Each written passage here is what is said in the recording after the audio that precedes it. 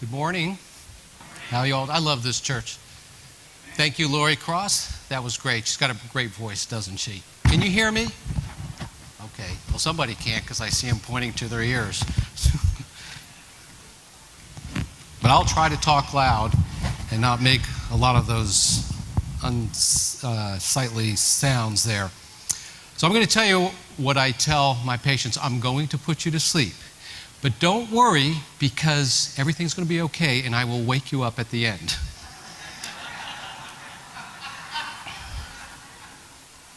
Oh, there we are. Okay, so in 1953, a man by the name of Theodore Sousa Giselle wrote a book called Horton Hears a Who, and it was published under the pen name Dr. Seuss. You all heard of Dr. Seuss, the Cat in the Hat? In 1954, it was published. It was a very political book at the time because it addressed issues or brought attention to the post-World War II era of Japan after the atom bombs were dropped in Hiroshima and Nagasaki. Later on, in 1970, MGM produced a TV cartoon. I remember seeing that way back when. But then in 2008, 20th Century Fox used computer animation. I don't know why it's moving forward. Used computer animation to produce this epic children's story. Let me go back one. Anyway, it was called Horton Hears a Who. The story begins with an elephant who lives in the jungle of Newell. But he was no ordinary elephant. He lived in the jungle for one, whereas most elephants lived on the savannah. But he was a really kind and thoughtful elephant. Everybody loved Horton. You would almost say he had a sterling character, and he was fully respected by all the jungle inhabitants. But the most amazing thing about this elephant was that he had extraordinary hearing. He could almost hear angels tap dance on the head of a pin, if that were possible. So the story goes that one day, while, now it's going backwards. Maybe it's, okay, there we go. Nope.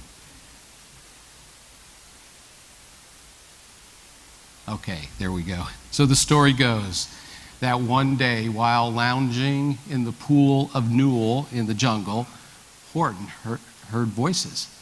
They were very soft, faint voices. He couldn't figure out where they were coming from. And they were not imaginary voices. He really did hear voices. So he started using his extraordinary hearing senses to pinpoint the exact location of where those voices were. And lo and behold, he found a speck of dust. And you might be able to see the speck of dust over that pink clover, or fuchsia clover, floating in the air. Horton, being very intelligent, surmised that there must be a population of people living on that speck of dust. For safekeeping, he placed it on the clover and vowed to protect it at any cost. Later on, he establishes communication and actually finds out that there is a small population of microscopic people called whos, which is Horton Hears a Who. Horton establishes communication with these creatures, and through a single solitary person known as the mayor of Whoville. After a lengthy conversation with the mayor asks Horton to protect them, and Horton vows to do this. So, Horton embarks on a mission to protect this planet of tiny creatures, and his mantra becomes, "A person's a person, no matter how small." But in his mission to protect this speck, Horton is ridiculed and harassed by other animals in the jungle for believing in something that they can't hear or see. Have you ever been persecuted, ridiculed for something you believe in, but somebody can't see it? Sounds very Christian to me. Well, he is first criticized by the matriarch of the jungle, who happens to be a sourpuss kangaroo and her joey.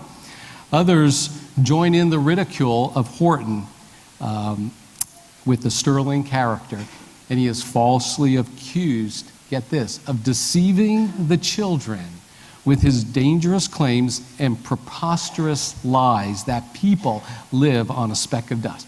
You know, in politics, if you want to get something done, all you have to do is say it's for the children, and we see a bunch of that going on in the media today, don't we? Politics has not changed much. Well, news of his behavior spreads quickly to other animals in the jungle, and here we have a group of monkeys, but they may actually be baboons. I don't know. But you know what you call a group of baboons? You call them a congress. You have, well, a herd of sheep, a pack of wolves. You have a congress of baboons, and maybe things haven't changed much politically, have they? So, at the behest of the sourpuss kangaroo, these guys steal the clover, and they give it to the black-bottomed eagle, who is Vladikov. This is Russian collusion. Now we see the political, it's so prophetic of what happens today, the Russian collusion story going on. Vlad flies a long distance to dispose of it with Horton in hot pursuit, and finally Vlad drops it in a field of clovers, and Horton has to find this. He searches and searches, eventually finds the clover, only to be found out by the sourpuss kangaroo and all the monkeys and the animals of the jungle. And so they grab him, they tie him up, and they threaten to boil this speck of dust in a pot of hazelnut oil. So Horton implores the little people to sing, shout, yell, whatever they can do to let the animals of the jungle know that they are there. And eventually, as time goes on, they break the sound barrier.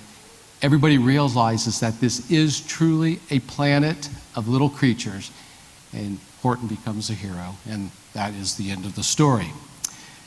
But you know what?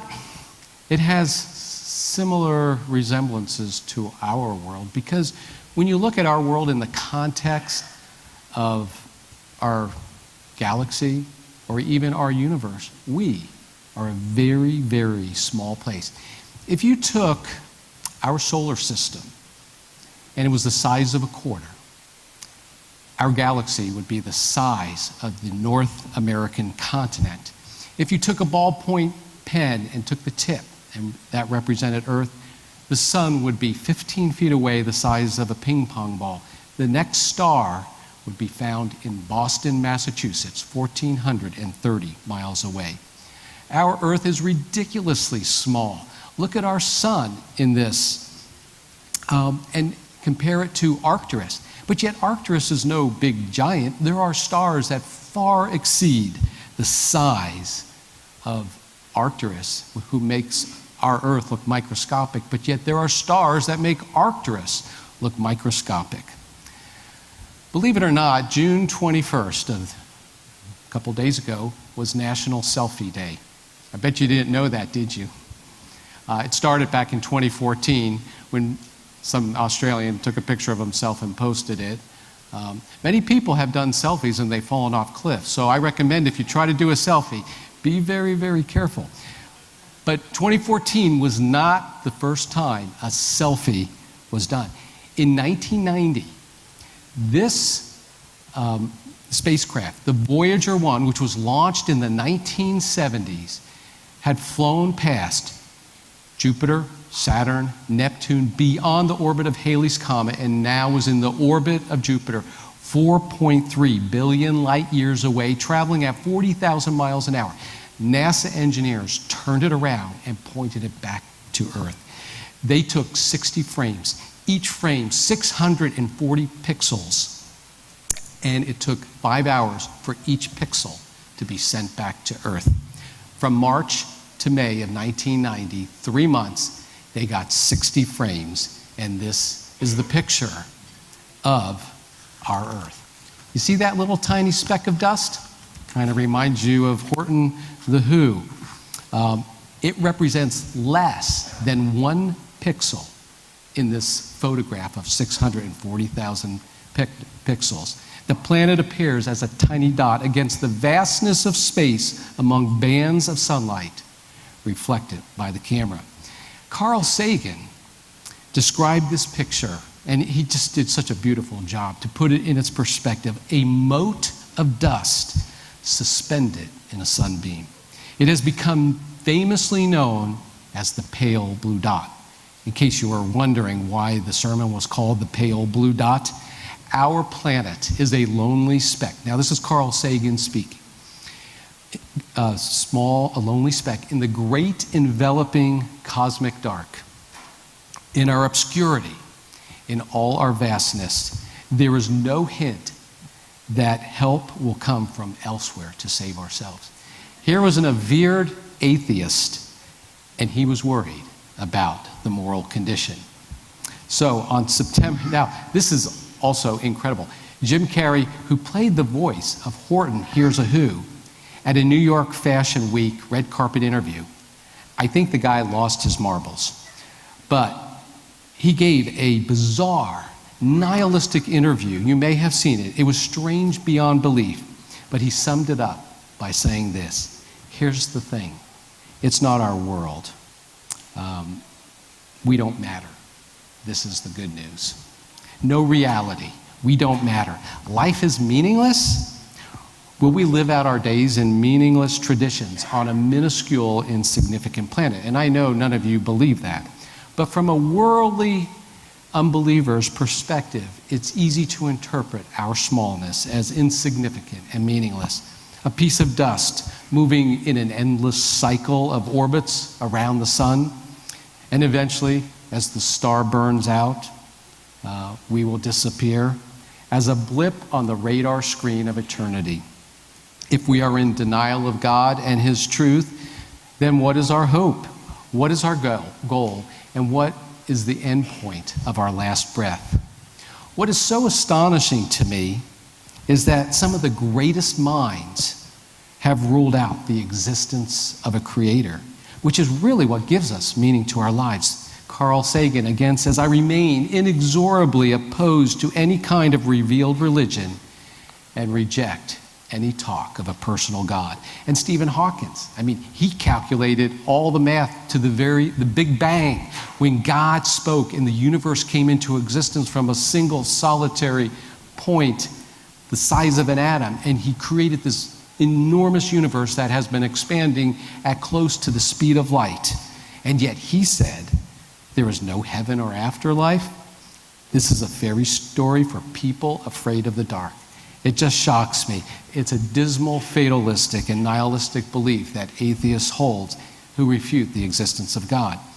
But even pundits like Charles Krauthammer, who recently died, a true conservative for Fox News, our age is not one to look for God in the cosmos.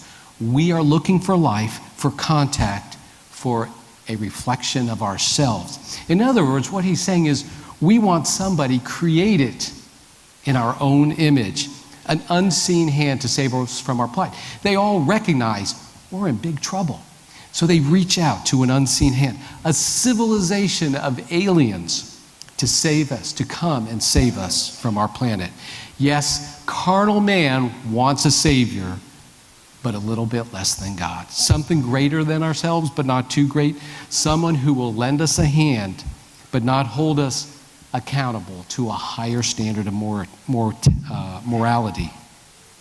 These people don't want to be created in God's image, so they create a God in their own image. Much like mythology, where man created God in their own images, and they all fell short of the divine ideal. Today, in our modern era, people don't believe in God, and yet they desire to reach out and contact life forms beyond this world. And the desire is so strong that we spend billions and billions of dollars in search for extraterrestrial intelligence. The SETI Institute was founded in, I think, the 1970s, and signals have been sent out. This dish is basically sending out signals all the time, and people rent it for 6 months at a time to try to make contact with various parts of the universe. As a matter of fact, messages have been sent out in the 1960s. That is how strong the desire is to reach out for alien life. And the movies are replete with this kind of belief. Contact with Jodie Foster and Matt Conaughey, where they question the meaning of life, the existence of God, and the existence of extraterrestrial life forms. 2001: A Space Odyssey, Cocoon, War of the Worlds, Independence Day. The Parkes Radio Telescope in Australia, 210 feet in diameter, and it books, the SETI Institute books this dish for 6 months at a time, listening for signs of extraterrestrial intelligence from nearby stars. Listen to what some of these professors say who are very involved in this. I would say the chances of life being out there are very high. Intelligent life in the universe, guaranteed. If life is common, we should be hearing from those extraterrestrial guys soon. And finally, mankind is on the threshold of entering a large cosmic community. How could these brilliant men be so right about extraterrestrial life, and yet the fundamental premise of their belief is so wrong? Okay, imagine looking through your high-powered telescope and searching for extraterrestrial intelligence only to see Jesus coming in all his glory. That will be a shocker. And people like Robert Jastrow will say, when we make contact with them, it will be a transforming event. These guys are prophetic. How could they miss it? It will be a transforming event indeed. I think, but should use the word translation. It will be a translational event because we will be changed in the twinkling of an eye, and this body of incorruption will put on this body of corruption will put on the body of incorruption. So why do SETI enthusiasts reject God, but believe that advanced beings will someday save us from our human folly? They're all banking on that, you know. Why stop short of establishing direct contact with the highest being of all? Why wouldn't you do that? And I think it is that deep down within our souls, people want a higher compassion, but not too high, because approaching God seems intimidating, if not impossible. People are looking for an intermediate, a conduit, something greater, but someone who could still identify with you and me. This is a biblical fact. And might this reflect our innate need? So Job said, and this is the answer for this, if only there were someone to arbitrate between us so that God's terror would not frighten me. Can you imagine? All these people, they're looking for life beyond, but they don't want God because they're afraid of God. Even Job, who knew God, wanted an arbitrator. But the answer to that is found in 1 Timothy 2:5. For there is one God and one mediator between God and man, the man, Jesus Christ. This is clearly the reason why Jesus came to earth, to act as our intermediate, our conduit, a mediator, a bridge back to God. We cannot approach God directly without an intercessor. Is this why scientists want somebody a little less than God? So scientists wait and wonder why we haven't been contacted, but the answer is simple. We have been contacted.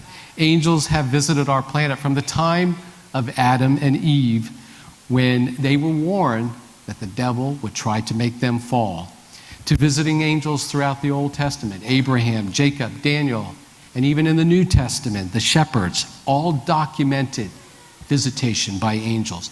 Jacob's ladder is a perfect, powerful portrayal of the connection that God has made with mankind. Angels going up and down this ladder between God and man.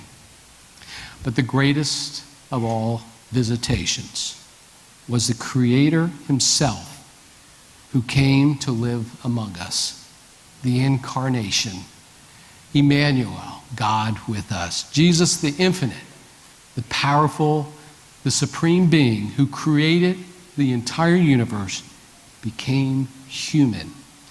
From a baby boy, he was educated at his mother's side. He learned a trade at his father's side, and he worked for a living on this planet like every man has done. He became the most famous minister and the preacher the world has ever seen. He embarked on a mission to reach the world and to teach about God's undying, unending love for humanity. Ultimately, he died for our transgressions, secured our redemption, and now offers a new hope of reunion back to God with eternal life for all who believe. He has become our mediator. You know, Jesus taught that we are more valuable than a sparrow. And the parables that follow reiterated and reinforced the principle of redemption and restoration with God in the universe. In this parable here, again, the kingdom of heaven is like a merchant seeking beautiful pearls, who, when he had found one pearl of great price, went and sold all that he had and bought it. Yes, we were bought with everything that was near and dear to Jesus. This short parable is the sum of all Christ's endeavors to save that which was lost. This pale blue dot on a sunbeam of dust is the world for which God gave his all. We are the pearl of great price, unique in our position in the universe.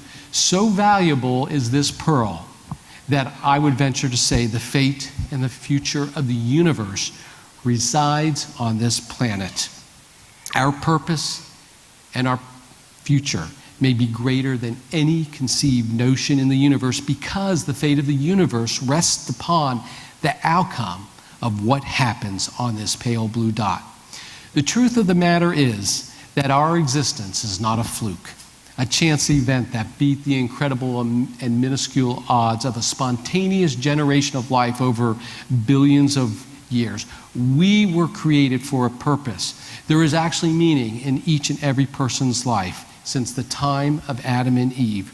We are not an afterthought. We were planned as part of the whole process of redemption, not just on this tiny world, but for God's kingdom at large and his government, which extends from one border of eternity to the other. It appears that the Creator had us in mind from the very beginning. From the time that he created angels, he knew we were going to be created. From the time of the Big Bang, when everything was brought into existence and God embarked on a plan to create life, he knew that he would need us. He needs us desperately, as much as we need him. Listen to this. According as he hath chosen us in him before the foundation of the world, that we should be holy and without blame before him in love. He has chosen us before the foundation of he had already chosen us. And then the J.B. Phillips puts it really well. For you must realize all the time that you have been ransomed. No question, we need Christ to be ransomed. By the costly shedding of his blood, the price was in fact the lifeblood of Christ. It is also true that God chose him to fulfill this part before the world was founded. So God already knew Jesus was coming. He already knew before we were created, he knew he was going to create a planet where Jesus would come. And I love this statement here. This is just really deep. The cross did not happen to Jesus. He came on purpose for it. He is the Lamb slain from the foundation of the world. That's in Revelation. From the foundation. What does the foundation mean? It's the underlying principle, the reason or the justification. In this sense, the world's foundation is the underlying reason for our existence. And the foundation of our existence was to deal with the problem of sin that lifted its ugly head, not originally on earth, but in the most holy place, in the very presence of God. This world was created for the defeat of sin. This is how God was going to deal with the catch-22 that he found himself in. He could destroy the devil and all the angels, but then he would have been a tyrant. Or he could have let it go on and let it spread throughout the universe, and then God could have said, see, now I have to destroy you all. No, he had a plan, and we were that plan. This planet, Earth, the blue dot, is the pearl of great price. It became the foundation upon which God crushed the rebellion in heaven. I believe, personally, that our planet was kept in reserve for when sin would arise. It makes all the sense of the universe because we were created for something special, a special creation of God. Although created a little lower than angels, we were created in God's image so that one day God could become one of us. God in human form would clearly reveal and demonstrate beyond any reasonable doubt to the universe and to the millions of unfallen worlds. You know, the aliens that all these guys are trying to contact, he would reveal the truth about the origin of sin, the rebellion in heaven, the character of God, all while redeeming his special creation, who he has called to live in a 6,000-year war battle zone. This is why we are so important to God, this tiny, minuscule planet. But we see Jesus, who was made a little lower than angels for the suffering of death, crowned with glory and honor by the grace of God, he might taste death for everyone, which includes angels in heaven and unfallen worlds. For it is in this quarantined world that the ravages of sin, the effects of sin, have been opened to the eyes of all intelligences. It became the battleground for which sin would be defeated. The war in heaven came to our pretty little blue planet and became the battleground for the glorious cause of freedom. Freedom for a universe and for eternity. We were chosen as soldiers for God. And you know what happens to soldiers? They die. They die for the glorious cause. Someday, we'll all be veterans. And I'll tell you, the VA benefits are going to be fantastic. You are going to love them. God will take care of you after this is all over. So this was the birthplace of the ruler of the universe, the one who was never born and yet was born a man on this tiny planet. And as he lived his life on this pale blue dot, the path he followed 2,000 years ago led him to a place where he hung on the cross, etched into the history of this world, etched into the rolling ages of eternity. It will never be forgotten. Like the woman with 2 coins, he gave everything for you and me. He chose to come to this mote of dust, suspended on a sunbeam, and create a bridge back to heaven, into the loving presence of the one and holy God. So I keep quoting Carl Sagan, even though he was an atheist. He was, in a sense, so brilliant, and he was so prophetic, but he missed the boat because he denied and refused to believe in the existence of God.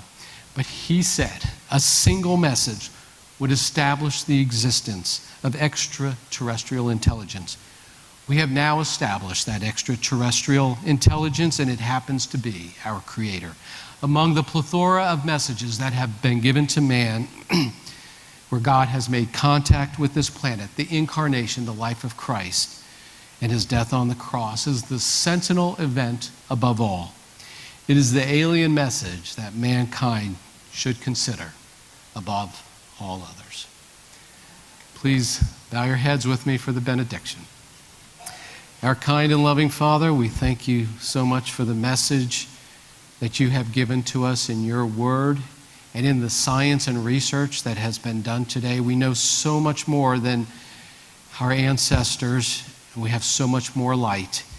We have new truths to reveal, to understand, to explore. But we know that your truth rolls on into eternity. And if we stop and don't go along with it, we will also miss the boat. Help us to stay focused on you and to continue understanding more about your greatness, your love, your sacrifices that you made for us. May we all be together one day in this great universe that you have created for us to enjoy throughout the ages of eternity. We thank you and pray in your blessed and holy name. Amen.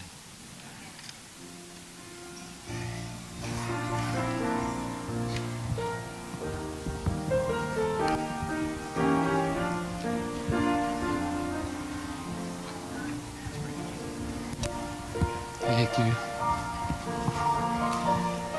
Thank you, Bernie. Thank you.